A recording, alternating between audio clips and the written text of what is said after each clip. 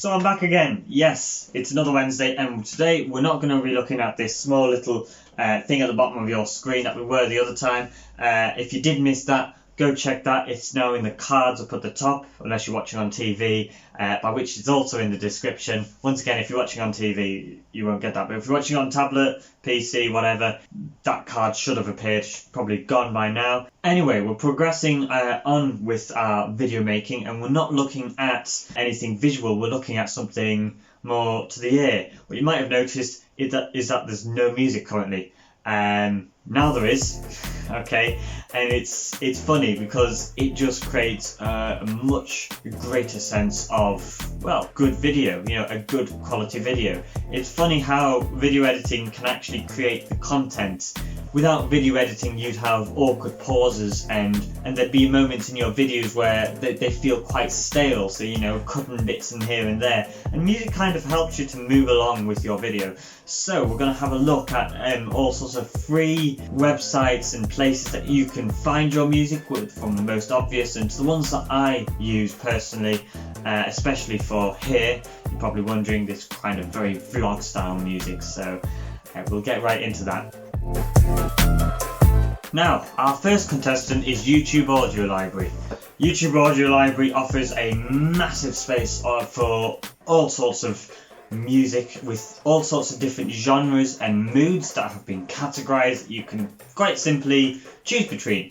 Now, you can go and search YouTube Audio Library into Google, or you can even find it through YouTube Studio. All you have to do is scroll down on the left tab on the side. And when you want to download any music and stuff like that and put that into your editor, there's very simply a download button right beside it. So it's quick and easy to manage. You can also filter for certain durations of music that you want. So for example, you can have music that lasts more than 5 minutes, or you can have music that's shorter than 30 seconds.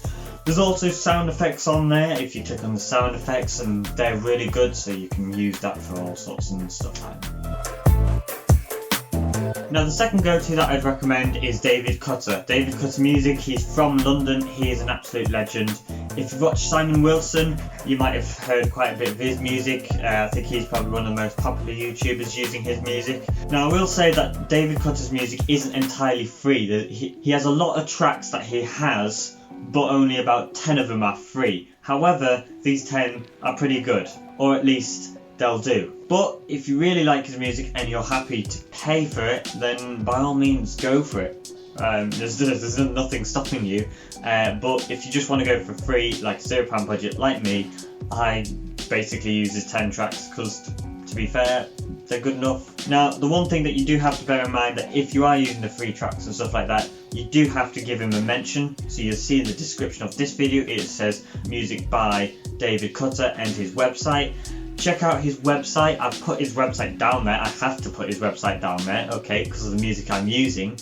But check out that website, it'll give you all the details on what you have to do in order to use his free music. Not a lot, you just have to put something down in the description to say, I use David Cutter's music, so if you want to use any, it's basically a publicity act. That's all he gets out of it. He doesn't get any of your revenue or anything like that.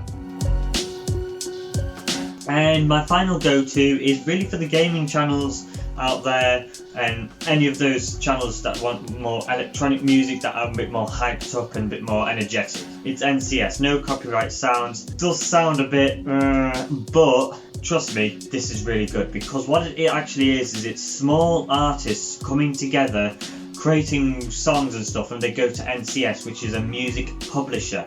They don't actually make music, okay? And the point of NCS is a publicity act, once again, to get smaller artists in the know. So some artists won't always publish to NCS, they'll publish on their own kind of Spotify account, on their own account, basically everywhere, and sometimes they'll get some audio tracks and they'll put that on NCS for publicity reasons, but the database is massive. If you go on their channel, there's tons, and what you'll find is that there's a little link down at the bottom, and it leads to a free download, and you can download via Dropbox. One thing you do have to do is you do have to mention the music that you did use. Usually that's at the bottom of the description of the video of the music that you've used. Does that make sense? But it is completely free.